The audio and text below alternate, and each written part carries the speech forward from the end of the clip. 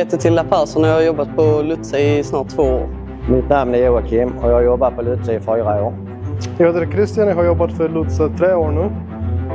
Mitt namn är Åstorp och jag har jobbat här i nästan 3 år. My name is Kurt Hemers and I'm working already 7 years with Lutze.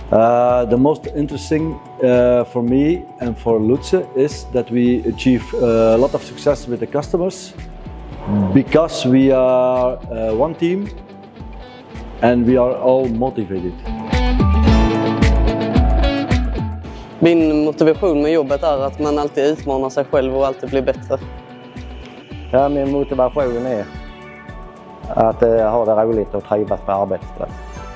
Min motivation är att vi löser problemen som kunden behöver, alla behov.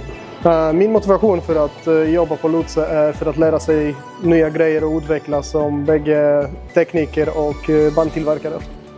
Our motivation for the future is to achieve more goals with Lutze Light, what is reachable, and together develop this team. Jag gillar att teamet är sammansvetsade och vi är alltid roligt ihop.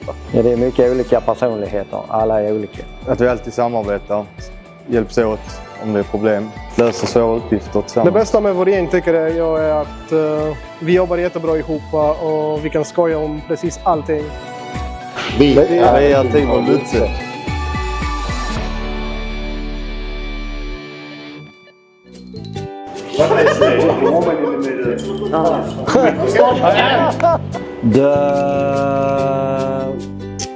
Wait.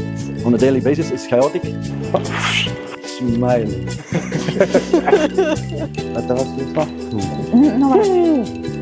And finally that the customer is happy. Yeah.